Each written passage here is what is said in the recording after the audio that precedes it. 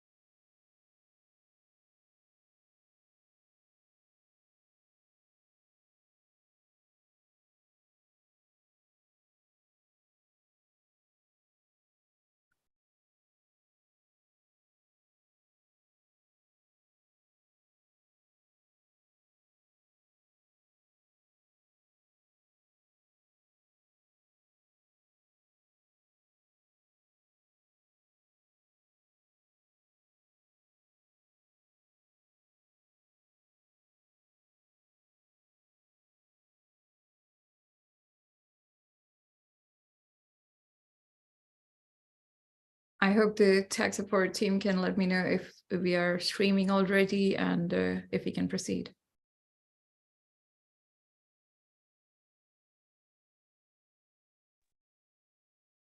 The streaming has started and the back end is working wonderfully. All right, thank you so much. So we'll get started now. Hello, and I'm Dr. Ritamra Manavi, and as co-founder of Sixteen London Story, a diaspora-led civil society, I'm pleased to welcome you all to the report launch event of The Digital Mob and its enablers, gender disinformation and online abuse against women in politics in India. This report is written and released by She Persisted, a rights-based organization that works to address gender disinformation against women in politics. The social media and the creation of Digital Town Square has fundamentally changed how we approach and engage with politics, political leadership, as well as with democracy. In last few years, we have encountered much evidence that consistently suggests that social media has provided a breeding ground for online abuses in form of trolling, doxing, and psychological manipulations. Within this context today, we are gathered to shine a light on India, world's largest democracy. And in this country, political participation of women is a matter of collective concern that we all share today. Just by way of some statistics, I would like to draw your attention to 2014 general elections of India, where a total of 260 million women exercised their right to vote, accounting for 65% voter turnout amongst female population. And 16 out of 29 Indian states reported more female voter turnout than men. Yet only one single party from one single state in India filed a 50-50 candidacy for female politicians in 2019 general elections.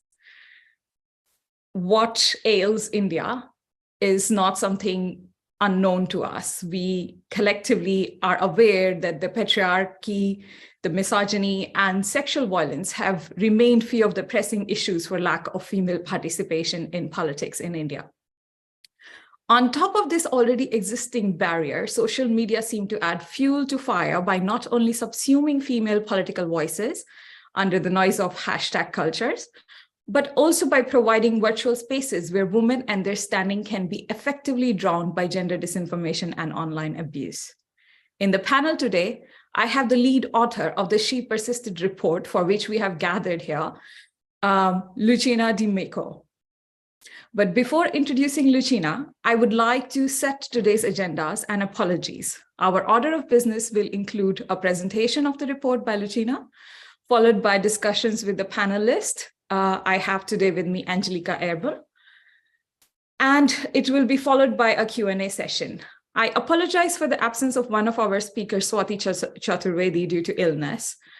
But moving ahead, with this, I would like to now introduce the first of my two guests, Lucina Di Meco. Lucina is a political activist and a gender equality expert. Lucina has over 20 years of experience working with a wide range of international nonprofits, foundations, UN agencies across 3 continents. She's recognized by Up Political as one of the 100 most influential people in gender policy for her efforts to promote women's rights and her work with Room to Read. Lucina, can I give the floor to you? Thank you so much, Ritumbra. I am so thrilled to be here with you and with Angelica today. And Angelica will introduce herself in a moment. And she's also one of the people that really took part in the report, one of my interviewees, and one of the many women leaders that I was able to talk to about this work, to really understand what their experiences are with gender disinformation and online abuse. So I will maybe just start by sharing a little bit about the report and about our understanding of gender disinformation and even what we mean when we say gender disinformation.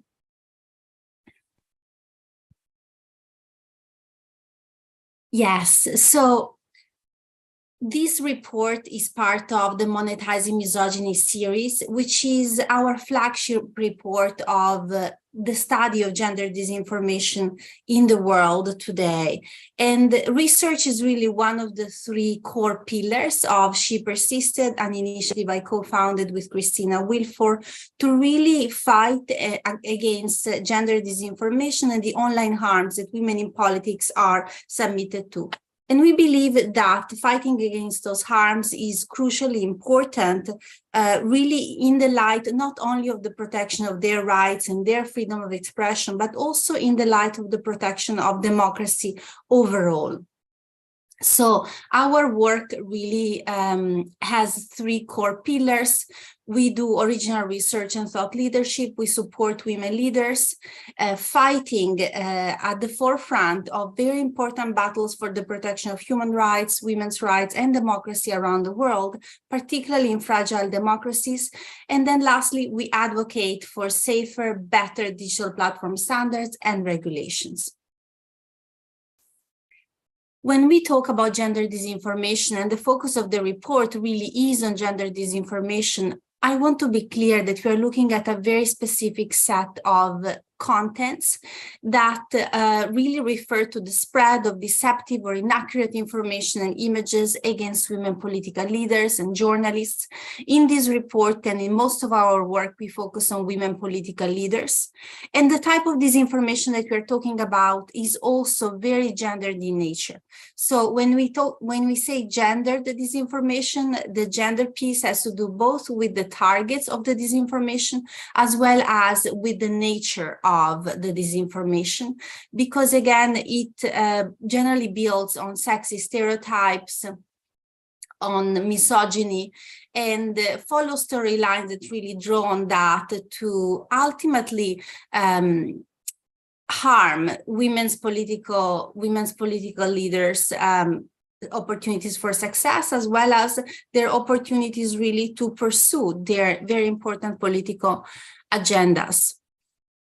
So the India report really looks at how gender disinformation unveils in the Indian context, the patterns. We are looking at the actors and really the impact.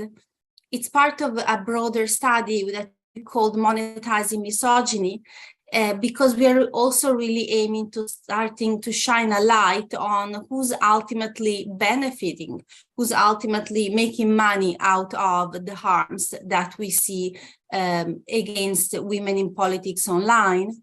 And this study is one of 5 case studies that will be issued this year. We already had the Italy and Hungary case study issued in March. After this one on India, we will also have Tunisia and Brazil. So All the reports had personal interviews, desk research, and some form of social media monitoring. And through our study, we're really seeing that the attacks that women in politics receive are very unique and again, very gendered. They build on already existing biases, such as leadership bias of women being untrustworthy, unqualified, unlikable, sexualized attacks that focus and obsess on women's sexuality, and ultimately character attacks that again try to bring in a dislike of women in politics. That is something that has been one of really the main characteristics and the main features, if you want, of what we could refer to as the misogyny playbook. When we talk about who's behind the gender disinformation in general, and we will look more specifically at the Indian context in a moment, we see that overall we have a mix of strongman political leaders, illiberal actors, even in democratic contexts, the manosphere, a set of misogynist blogs and websites where everything you put in manages to reach some of the darkest and most harmful parts of the internet, and then ultimately a series of average people pulled in, and they might be getting in through different avenues. It could be through COVID disinformation, climate disinformation, and then people get exposed to some of these really toxic materials, and they start holding more and more extremist and oftentimes conspiratory viewpoints. Ultimately, among the main actors and super spreaders, we also consider digital platforms because of their algorithms that really reward and amplify hate for profit. The goals, we started hinting at that, go really beyond the backsliding, if you want, of women's rights and the limiting of the power of women political leaders. It really goes very often to eroding democratic institutions, eliminating opposition, pushing women out of policy. And oftentimes there are also elements of foreign interference that we have been able to unveil and track in some of the case studies. So after this general framework, and most of this is really true also for India too, let's dive into the India case study and the India research that I did with a local researcher that then decided to stay anonymous. And so this study looks at a lot of what has been happening in India in the last few years. So the main takeaways, and we'll get to the examples in a moment, is that really the most vicious gender disinformation campaigns target women from minority groups, women who question the government, or that are question highly visible male political leaders, and those who advocate for minority rights. The online attack have a chilling effect for those women. Many of them have reported really being concerned about speaking out, being concerned about espousing, in particular, some very important issues around the human rights, in particular, of minorities. And many of them also reported that very high political leaders are oftentimes behind the spread of some of those disinformative campaigns, as well as some of these harmful stories and online abusive attacks, making the situation all more explosive, because again, this is a type of harm, violence, and disinformation that then becomes very closely tied with political strategy and is becoming really commonplace, unfortunately, in Indian politics. The report looks at multiple examples and analyzes them in detail. Here are just some of the women in politics that have been attacked and that we have, whose studies we have reported on in this research. Priyanka Chaturvedi is a member of parliament. She has also been one of our interviewees. She has been she has been the target of a gender disinformation campaign where she would have supposedly, said that Muslims had a right to rape women. And as a result of that fake statement that, of course, she never said, then she herself and her daughter were threatened with rape threats, including her 9-year-old daughter. Priyanka ultimately denounced those who had harassed in this way her daughter, and yet was reflecting on really the incredible difficulty of getting justice, and ultimately also on the incredible toll such threats take on women's lives and their families' life. Sonia Gandhi, of course, has been the targets of multiple gender disinformation campaigns that really focus also at images. Here we have, an image of a woman, and then a fake story around that woman being Sonia Gandhi as a young bar dancer. She was also called many horrible names as a result also of the hatred, often stemming by some of those fake stories. There are very, very many more women that have been targeted. Again, we talked about the intersectional dimension of the targeting. Here is the example, for example, of Mayawati, who has received some of the most horrible attacks that were also steeped in casteism, her being from the Dalit community. Priyanka Gandhi, who has been targeted with all kinds of false mental health claims and allegations that really try to hint to the fact that she would not be fit for power. So again, if we think about the narratives that women in politics are being targeted with, they often refer to the fact that they should not be there, that they are mentally unfit, and those narratives again build on stereotypes that many people already have about women in politics. Here we have other attacks, and again, a dimension of women in politics whenever they support, for example, minority rights, whenever they support immigrants, whenever they support even members of the Muslim community in India.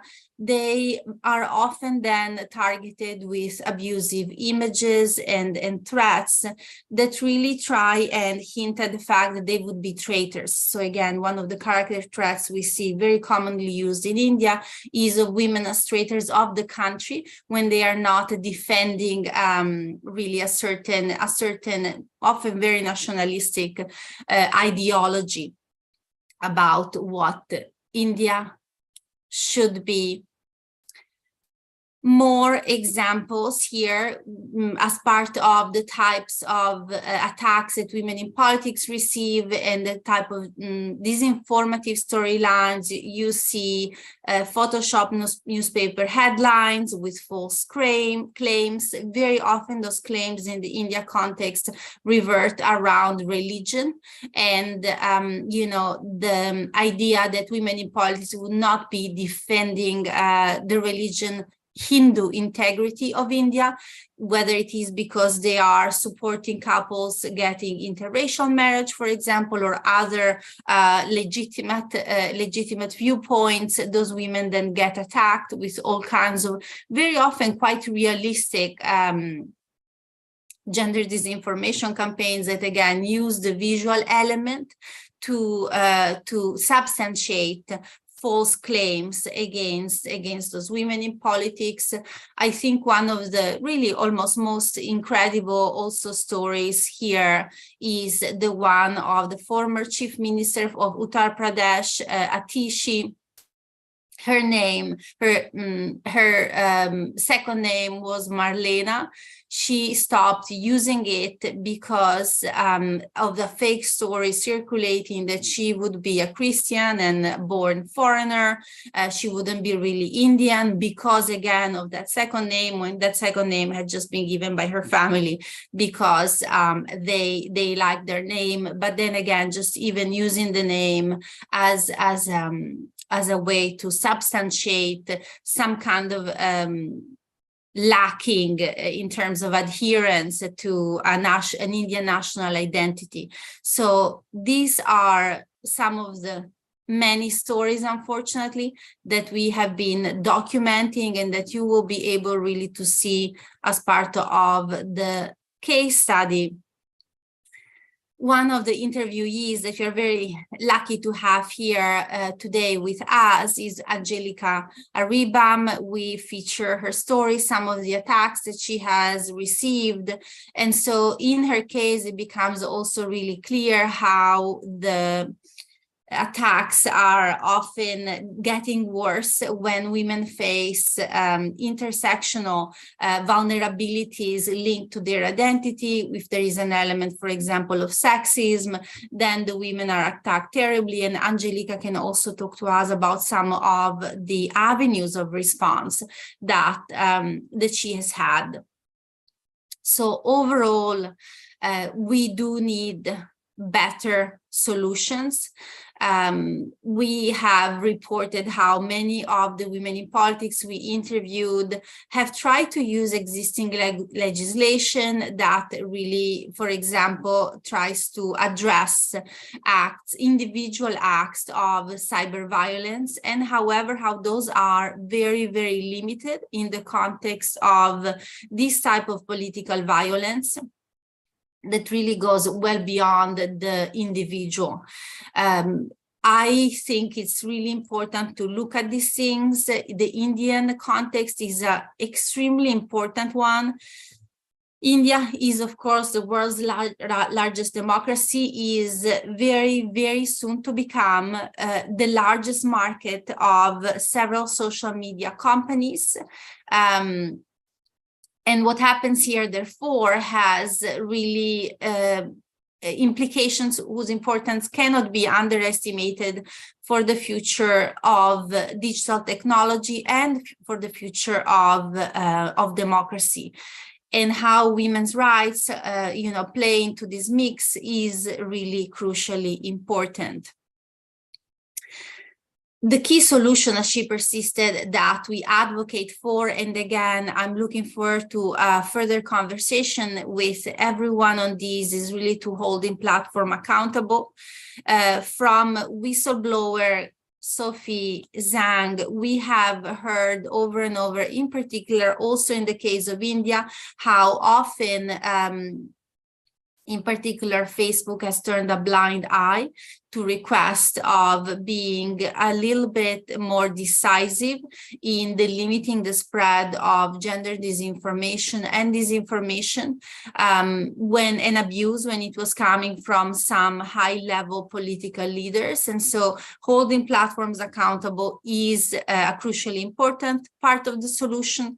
We know that there are several initiatives going on in the world that we have been following quite closely in terms of their possibilities of bringing in some viable responses to those threats. And we also just want to close with the idea really of rethinking a little bit what many people refer to as freedom of expression. Freedom of expression, in order to be real, must ensure protection to everyone's equal ability to express themselves online. Through our study in India, we have seen that the majority of women we interviewed did not feel that freedom of expression. They could talk online, but their voices would often be silenced by really avalanches of mobs and horrific comments that would really harm them, harm their family, and ultimately make it very, very difficult for them to express themselves online. And so I will now leave it to the rest of us to have a conversation on some of those findings. And I'm looking forward to hearing from Angelica too. Thanks a lot, Lucina.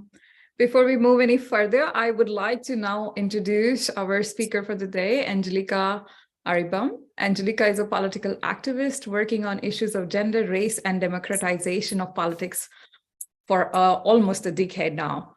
In 2012, she became the first student from the northeast of India to be elected as a student leader in the Delhi University. I can say as an alumni from Delhi University that this is quite a game-changing moment that a person from northeast of India was able to get a seat as a student leader. Subsequently, Angelica also became National General Secretary of the Students' Wing of the Indian National Congress. She was awarded the honor of being one of the 30 under 30 by Forbes India in 2017. And based on her lived experience as a first-generation woman in politics, she founded Fem First Foundation, a non-partisan, non-profit organization to amplify women's political leadership in India. As a staunch advocate for gender and racial rights, and as one of the women who continues to persist with passion, her presence on this panel today is more than welcome. So with this, Angelica, I would like to actually set the tone with a question to you. You have been working in India in the political landscape for over a decade now. What are the trends that you have witnessed, both in terms of online violence against female politicians, as well as their independent standing as political leaders? Is there a playbook of what women politicians should look like, what they should speak like? And does that impact their online and offline behavior? Over to you, Angelica. Thank you so much for that question. I don't think we have enough time to discuss the playbook because it's so big in itself. But before I answer your question, thank you so much, Lucina, for producing the report. And in itself, it's helpful for the world to also get a sense of what women go through, in the political landscape and what they encounter on the social media as well. So thank you so much. And I'm so glad and honored to be a part of this conversation today. Coming to your question, I will come to the playbook first because I started my political journey when I was a 20-year-old. And I remember when I was contesting my first election, I remember this particular evening. In fact, it's etched on my mind forever. I used to wear this t-shirt and shorts and, go for election campaign, go from classroom to classroom, asking people to vote for me. One particular evening, one of my seniors, he pulled me to the side, pulled me to the side by my collar. And then he was like, "Are you serious about winning this election?" And I was like, "Of course, yes." Then he was like, "You need to change how you look. You need to look like a politician." In India, by definition of looking like a politician means that you have to adapt to white clothing, more traditional Indian salwar kameez or a sari, because that's what generally women wear in political sense. So you wouldn't see women politicians out in jeans or in shirts or in formal pants, suit, etc. That's not normal in India. So I was young and I, of course, listened to the advice that was given to me, and that's how I entered politics. Over a period of time, the self-censorship that Lucina earlier also mentioned began to increase, right? For example, I stopped wearing lipsticks. I never wore nail paint again for the next 7-8 years that I was very active in the political space. Basically, try to desexualize yourself as much as possible. Try to present yourself as someone who is completely austere, who does not know fashion, who wears the most traditional clothing, who have a social media presence. I mean, when I was elected and when I became actively involved in the scene, I had to delete my previous Facebook account. I had to delete all my years of memories because there were pictures of me in t-shirts and jeans, and that could cause any rift anytime people could circulate it that, I'm not politician enough. So I created a completely new or online persona. I created new Facebook account, then of course I joined Twitter, and I was one of the early people from the Indian National Congress to join Twitter. This was 2012. Not many politicians were on Twitter at that point in time. And from then till now, when I look back, in the last 10 years or so, that this is when online presence and participation in terms of political activism on social media has increased a lot. A lot of people have adapted to online social media platforms, and that is how the increase in trolling, abuse, etc. has occurred, and even more so. So currently what I do is, while I'm very vocal on Twitter, I share a lot of my thoughts, but on platforms like Instagram, where I'm supposed to share picture, I have two accounts. One is for the public and one is limited to less than 100 people, which is my close friends and family, because I am scared of putting my real self and my real pictures out there, because tomorrow it could lead to a controversy, it could lead to more trolling in my life. Does that answer your question?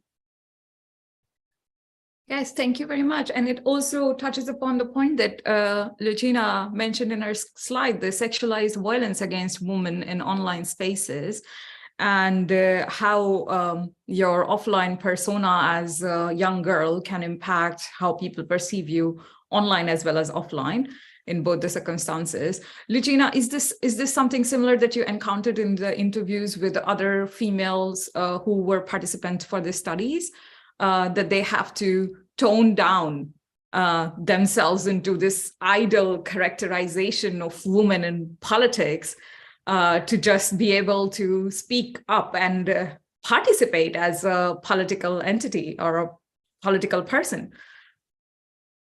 Yeah, absolutely. This is something that we heard very many women in politics talk about, in terms of just having to be very real of the consequences of the attacks that they would be facing in some occasions. And luckily, most of them decide to continue talking about the very important issues that they need to continue to, but to want to bring forward. However, we see more and more that they report on concerns, for example, for their young daughters' willingness to ever consider leadership role or a political career. And this is becoming ever more pervasive for women journalists too. And so, for example, talking to Swati Chaturvedi, she was really talking about how she did not feel in any way that this is something that she thought she was signing up for as a journalist. She did not expect to be a public figure. She did not expect to be someone that would have to defend herself at such a personal level. Again, we are, I think it's really important to say here that we are not talking about simple attacks that any person that would step in really the limelight would be facing. It isn't about women have to defend their political positions, because that's totally fair, or journalists have to explain how they got to a certain truth.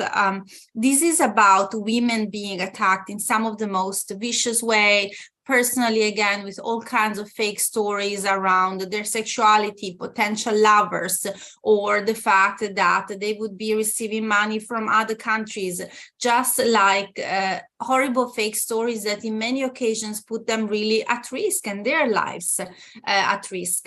In the case, again, of Swati Chaturvedi, she also talked about how her name was among those of the journalists that had been tracked, through the Pegasus files, and therefore that she felt like incredibly violated. Her cell phone had been tracked, and she was recorded even when she didn't know. And so I think that we are seeing a very real damage on both the freedom of expression of the women and journalists today, as well as those of future generations. And before I close, I just wanted to apologize because I realized that one of the slides that I presented on had a mistake. We had done, we had used a template from a previous slide. And so in the PowerPoint, I think that Atishi was presented as Chief Minister of Uttar Pradesh, as a former Chief Minister of Uttar Pradesh. So I want to apologize because this was a mistake. It was the same language that we had used for Mayawati, and it's absolutely not correct. Of course, Atishi is a member of the Aam Aadmi Party. So I wanted to say that. I'm going to put it in the chat. And again, my deepest apologies for those that were following. We thought that we had fixed it before, but didn't. Thanks a lot, Lucina, and no worries. I think the apology is accepted by all of us, and good that it was pointed out.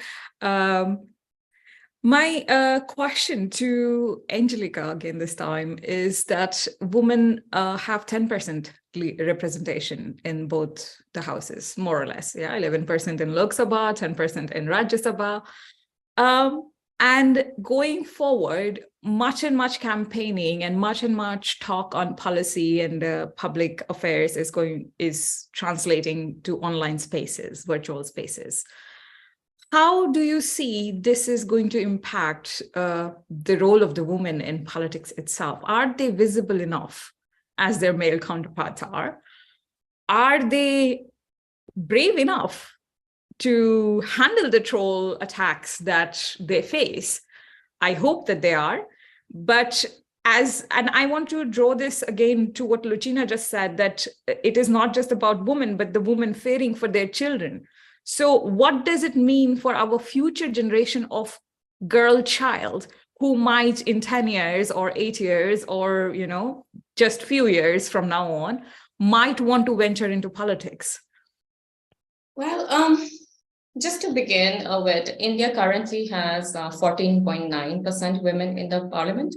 It has increased a bit. And in the state assemblies, it's even more lower, which is an average of almost 8%. And in the recently concluded elections of Himachal Pradesh and Gujarat, etc., the percentage was around 3% maximum, right? So the number in itself is very disheartening. And when you see women leaders being targeted and trolled online and being abused, parents don't want their children to have those aspirations, as already politics is perceived as dirty, right? That connotation is already there. And then you see this continuous harassment of women online, and the parents want their children to be safe at the end of the day, which is why, it kind of leads to that, it acts as a deterrent. Having said that, when you talk about women's bravery, I think that Indian women have been extremely brave, especially in the last couple of years when there has been massive trolling that happens on social media. I myself have been a victim of online trolling on multiple counts. I have had to even register cases with the Delhi police, and then I've had to write articles in newspapers. I had to seek therapy to the extent of going to therapy because of the trolling that I have faced. So, it is massive, it takes a toll on your mental health, but we're still persisting. We're still persisting, using the term. And we are resilient and we are going ahead. Having said that, I think it also puts a lot of pressure on us women to perform much better than men, to be extraordinary and to be superwomen, right? And I think that putting that extra burden is also not fair.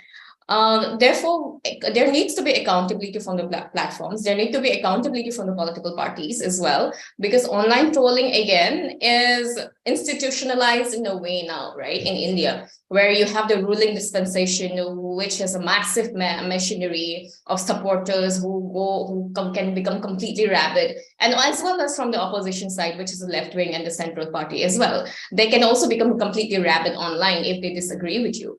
So I think the onus also lies on political parties to ensure that their people are not crossing that boundary. Yes, you can disagree. Yes, you can criticize, but that should not extend to the point of, threatening someone with rape online, threatening someone with trolling them, sending explicit images like they did in my case, for example, right? Or targeting, in my case, because I'm from the Northeast as well, I face a lot of racism as well as sexism online, which is, intersectional in its nature. And because of that, it's much more deeper. So the onus lies on political parties also to denounce those political party members, if not anonymous, to dissuade them from trolling, to take away their political positions if necessary. So that also is important. When it comes to anonymous handles, which is again a massive, I don't know how they come up everywhere. Of course, there's some machinery behind, which leads to this coming up of these anonymous handles. And they are incentivized. I think a lot of them do it. And some of the trolls, unfortunately, India's case, I face massive trolling. I go to the handle and check, and it's written followed by Prime Minister Modi. All right. When you see things like that, you kind of feel that this person feels impunity. When the Prime Minister of the country follows a troll like that, who is actively engaging in harassing a woman online, a woman who's outspoken online, right? So it feels that they feel the impunity. The police will not act on them. In my case, the police did not act on my trolls. So there is this concerted effort that's needed from platforms, from political leaders and political parties to ensure that the online space is a much safer space. And I think another question you had was about women's participation and impact. Yeah. So yeah, another case I want to cite, just one more minute, is there was this recent case of the Bully Bhai app and the Suli apps, wherein Muslim women, outspoken Muslim journalists, activists, etc., were auctioned off on these apps using their pictures, were auctioned off by the people belonging to certain ideologies because they wanted to target Muslim women. And it sort of led to them, a lot of them faced the trauma after that. A lot of them self-censored and left social media platforms. And most of their parents don't want them to be on social media because of the harassment they underwent. They want their daughters to be safe. It has also led to that sort of a censorship that comes from within the women themselves and from their families as well. So it impacts, the freedom of expression, so to speak. And in the same tone, I think, Angelica, I would like to take Mandavili's question, one of our guests. And the question is that, is there a difference between women politicians from different political parties in terms of degree to which they're targeted by online trolls? And the floor is open to both of you to share your views about this. Yeah, I would talk overall for India as well as the other reports about women who are outspoken on certain issues. And so I think instead of often focusing on, say, the political party per se, we are looking at women who are in fact outspoken on, for example, human rights of immigrants, or, human rights of the Muslim minorities in India. Women who are breaking in some ways with social norms by talking outspokenly about women's rights, questioning traditional social norms, for example, women that are outspoken on interracial marriage and, talking about it as, as not a taboo in some ways. And then again, the women that call for better governance from political leaders, from leading, political leaders or government officials. Those are the ones that we see being targeted the most. In many countries, those are also then opposition women because, then clearly they are more likely to be espousing, particularly those calls for better governance. And so overall, we see that again, it's some of the women that are most outspoken on the topics that are trickiest and most important to keep fighting for in the context of protecting and advancing inclusive democracies and human rights, that those are the women that end up being the targets of the most vicious disinformation campaigns. And again, this shows how disinformation is often used as a political strategy. And again, this is something that we heard almost from all the women we interviewed, that they didn't see this happening to them only as a matter of misogyny in society. They did see this happening to them as part of a political strategy of silencing them and backsliding their political agenda. So I think that this is something really important to point out, because in many instances, in particular digital platforms, would like us to believe that there is nothing that can be done against online harms against women, because they are just very clearly linked to misogyny, and that, what we see happening online is just a reflection of what we see happening offline. All of the women we interviewed felt that what is happening online is very often much worse than anything they had been facing before, oftentimes in their very long political careers. They felt that the type of attacks had gotten worse, had gotten incredibly vicious, was following them everywhere, was making them at further risk of violence and abuse than they had never been before, including because some of those fake stories made many people hate them and felt justified in their hatred and in their violence towards them. So again, this isn't only a matter of bad things happening in the society and being reflected on social media. This is about the design of social media platforms, fostering inciting, rewarding violence and abuse and disinformation, because again, social media platforms ultimately monetize from the engagement derived by those horrible forms of abuse. Angelica, you want Yeah, to just to chime in here, I agree with what Lucina has said about, a lot of it having to do with issues. And because I have a history of being in the Indian Congress Party, and after which I moved out and I run a non-partisan platform now. The kind of trolling that I receive depends on the issue that I'm talking about. Sometimes I call out a lot of political leaders, both from the left and the right, and or from all sides on political parties. So when it comes to the issues that I'm passionate about, and I feel that they're not doing justice to the issues, I do call them out. And every time I call out a political leader, trolls of that party will come along and attack me. So it's widespread. It's across the spectrum. It depends on issues. And this has been of much recent phenomena, to be honest.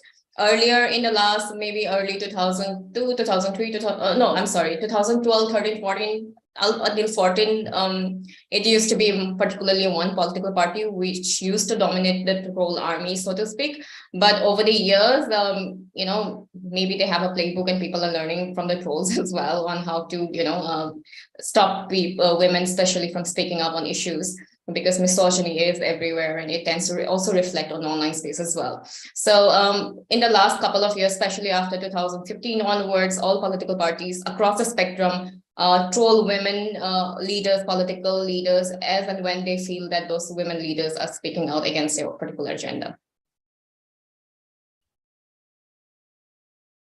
Thanks a lot for that, Angelica. And this kind of also brings me to another question that an anonymous attendee has in the chat, in the Q&A.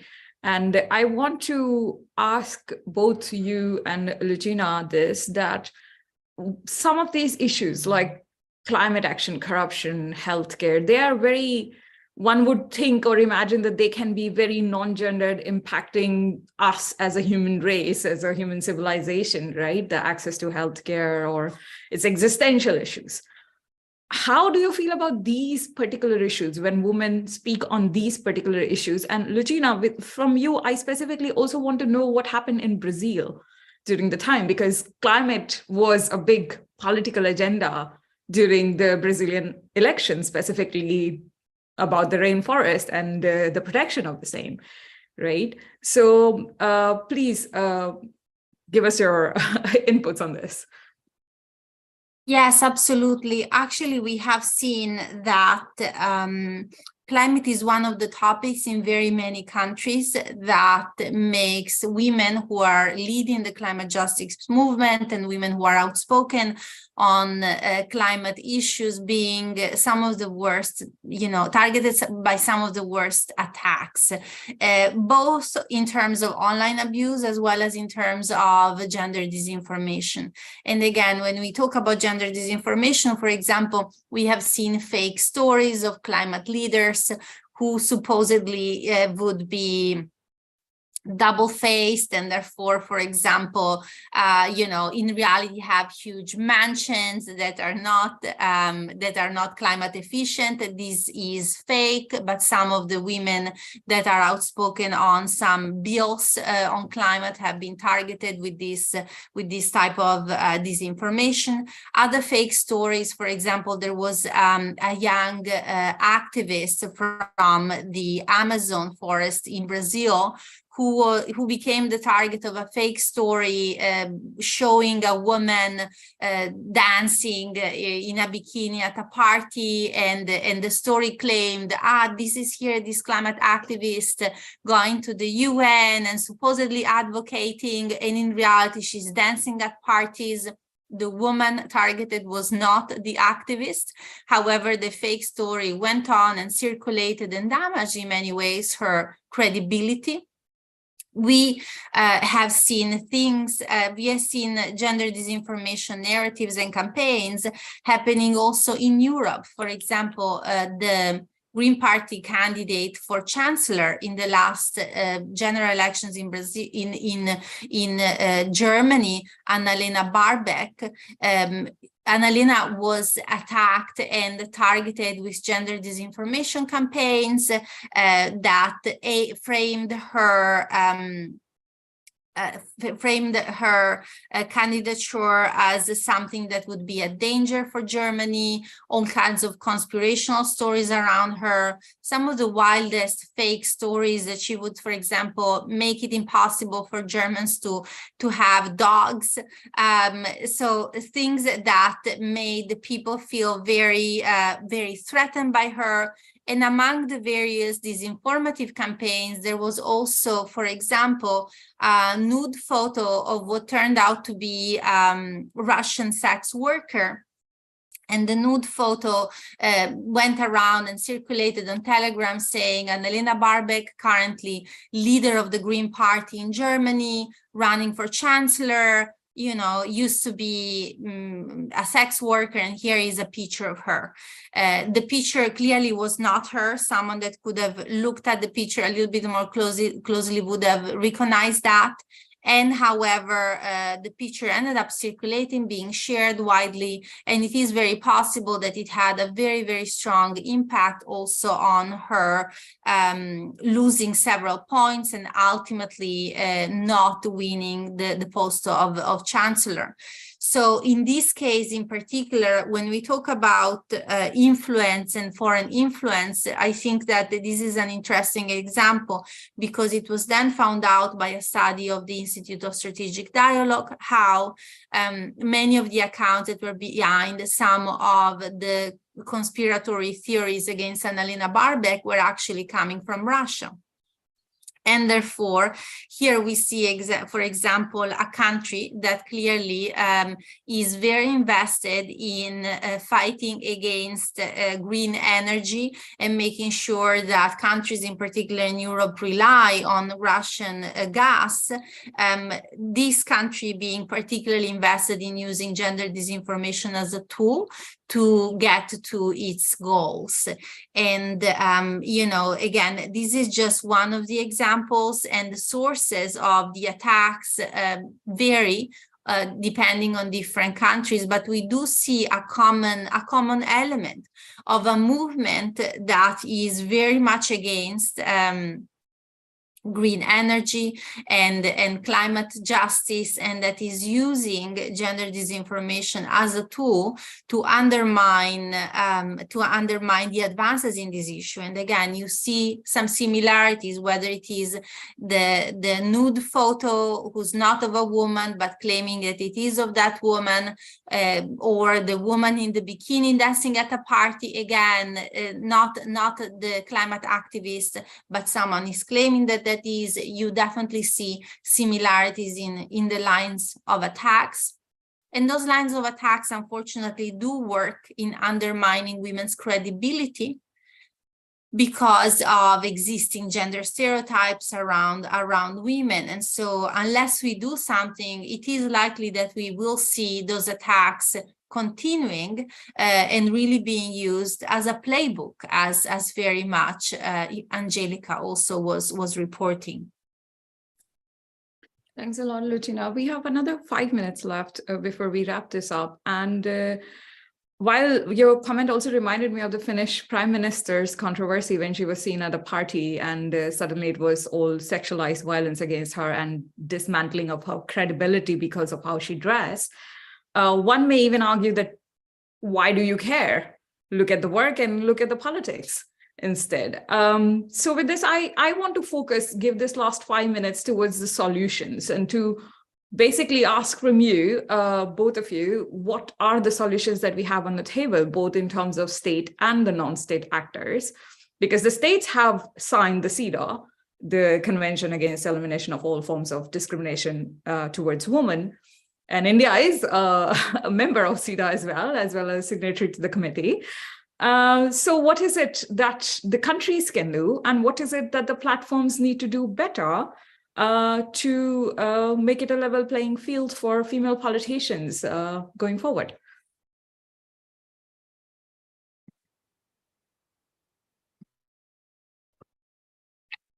I can very, very quickly get us started. And I would say, you know, I think it's really important for countries that develop new legislative frameworks to think of those really from the perspective of, you know, including a gender lens, because men and women are not affected in the same way, and they are not attacked in the same ways. And therefore, any legislative framework must include this dimension.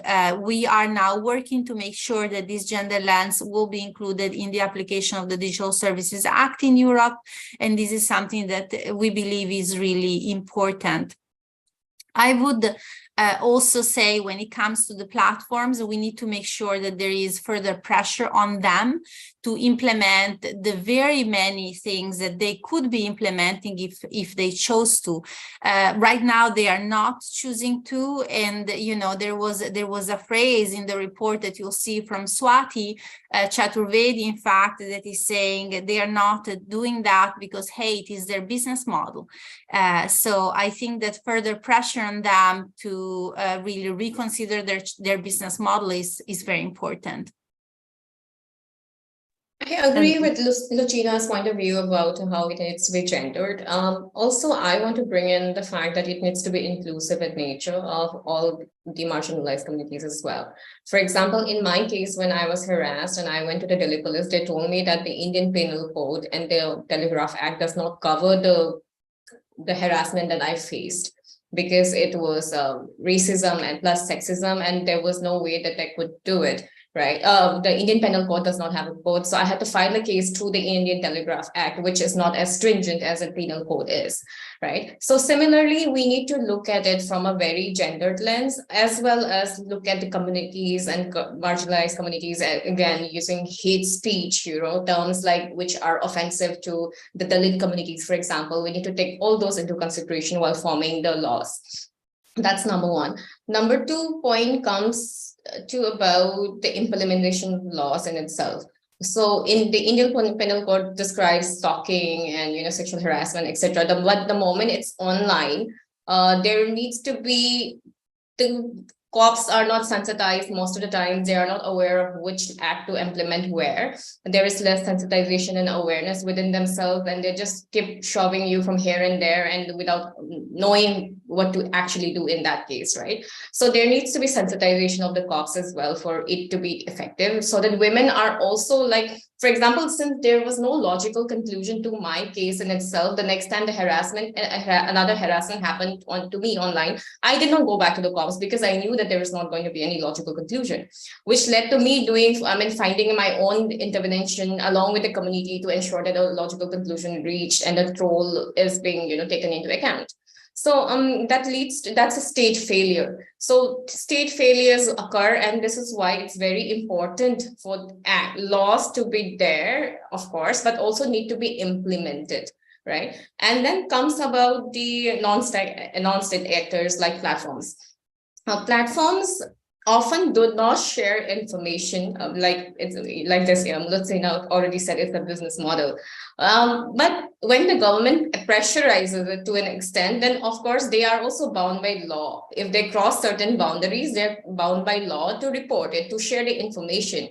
And as individuals on social media, what we can do is we can mass report, we can mass report accounts. We can ensure that the person is being pulled down. When platforms don't pull down such accounts, we can continue to mass report. So when there is a huge group of people coming together and say if the 10,000 people have reported something, then the platform has to do something about it, right? So there needs to be that sort of a transparency as well amongst the platforms, wherein they are bound to take down offensive contents, which are derogatory to a certain section of people, or which are harassing certain sets of people. So those are my 2 cents in this regard. Thanks a lot, both Lucina and Angelica, for this very insightful panel.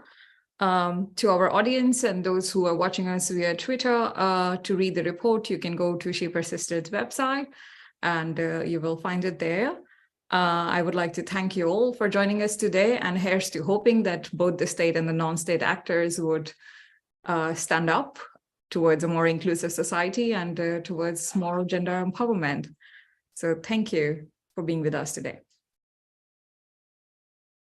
Thank you so much, everyone. Have a great evening.